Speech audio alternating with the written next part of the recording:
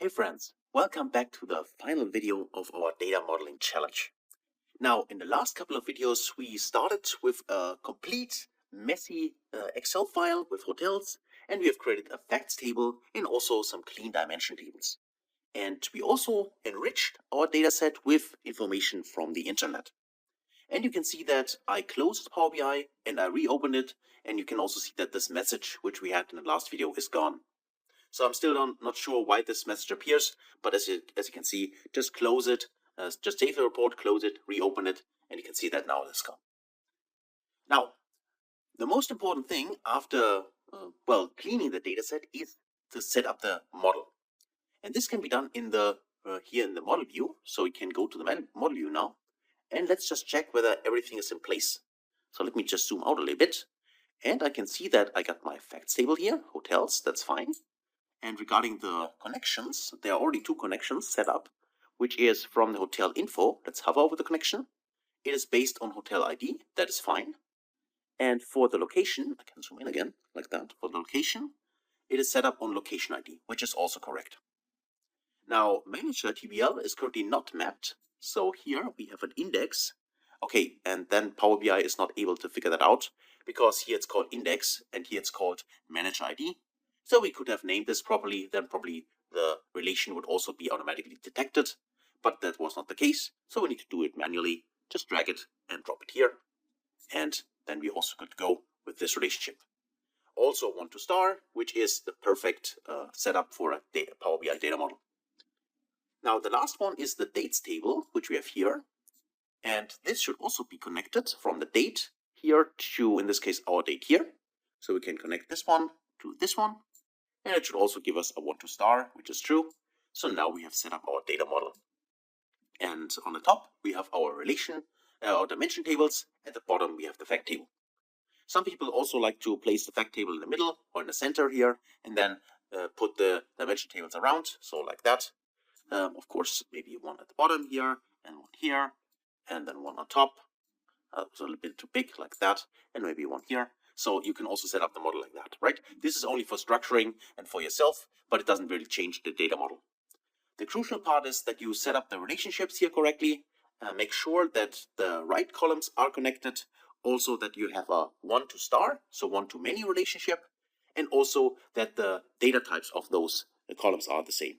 That is also very important because I also have seen models in the past where this was not the case, and then we have some issues in the report creation. So also always think about the data type, that this is the same.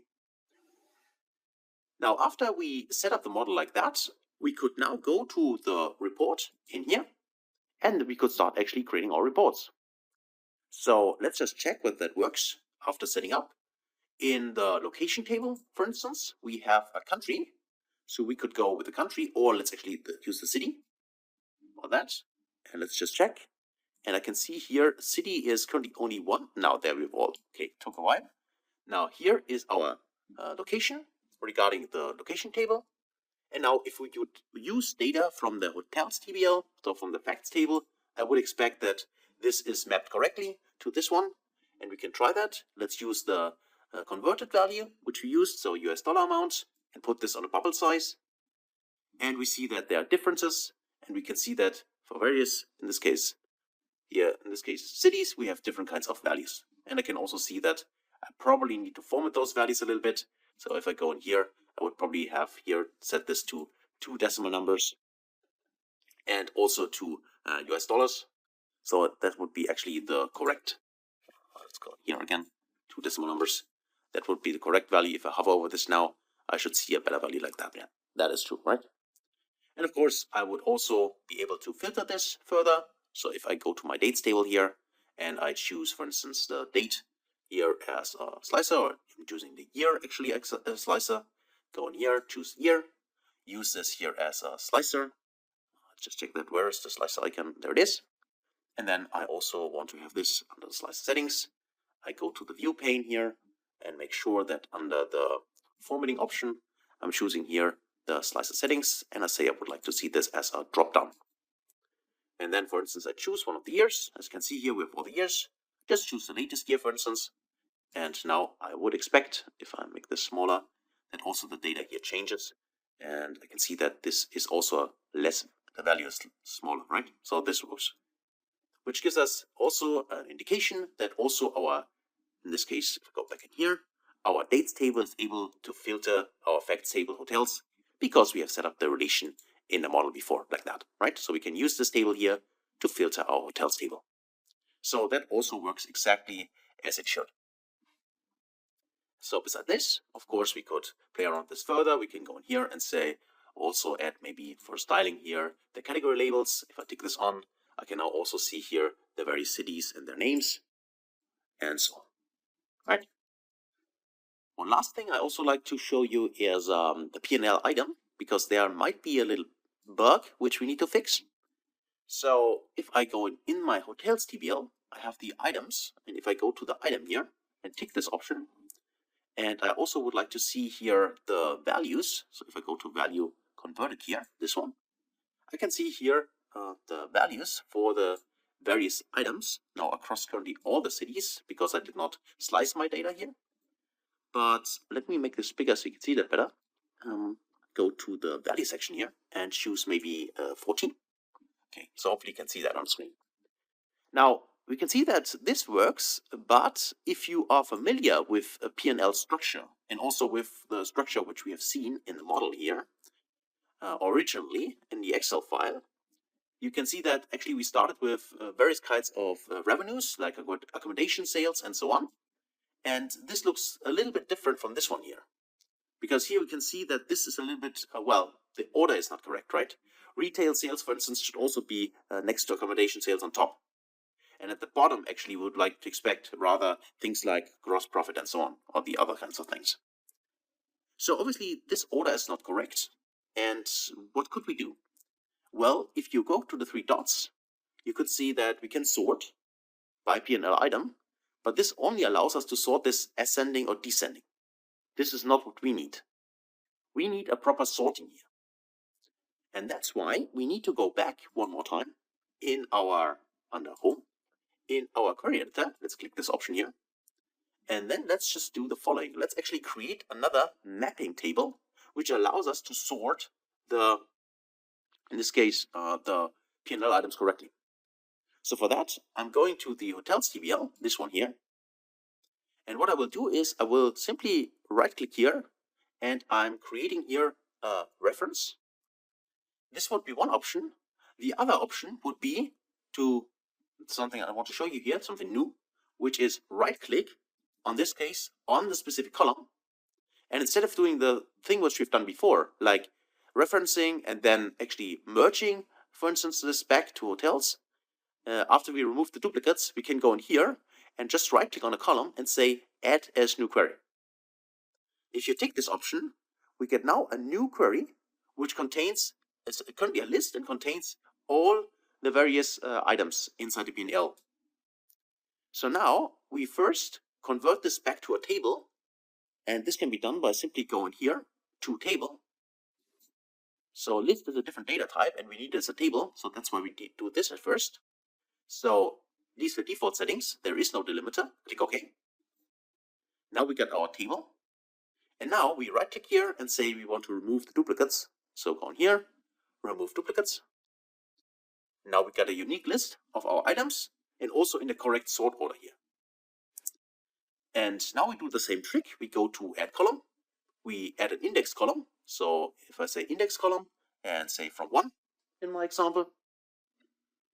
Okay, now we got also our mapping in the correct order.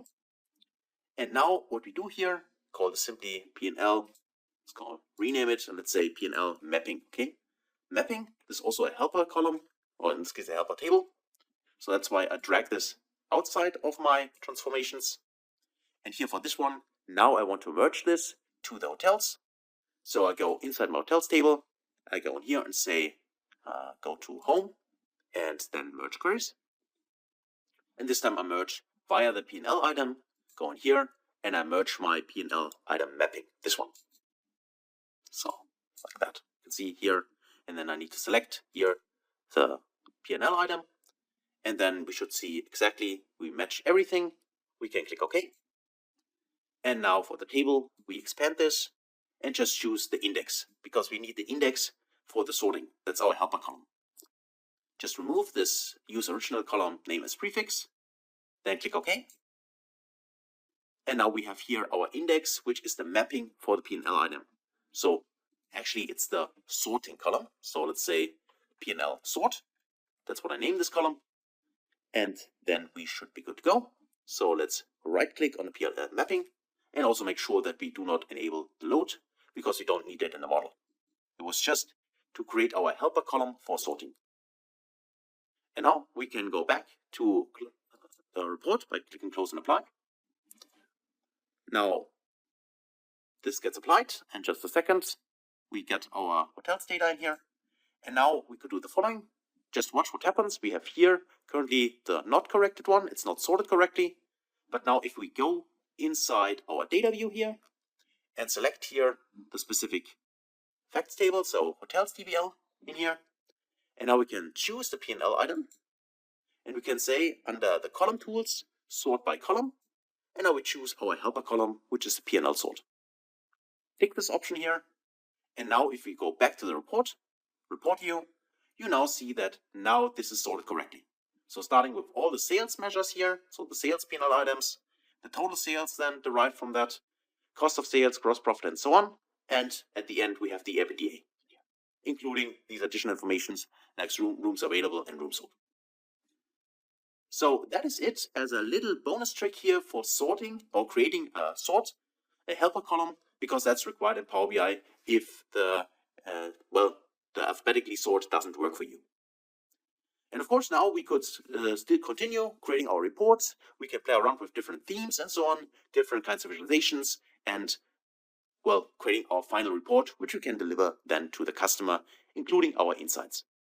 So this is something I leave up for you. The main point of this complete part was actually figuring out how we can start with messy data, clean it, convert it into a proper star schema, into a model which Power BI can work with, and then of course also a few hints and tips and tricks along the way. So that's it for this video. Hopefully you enjoyed the whole part and this was helpful, and you can apply what you've learned in your own projects in the future. So thanks so much for watching,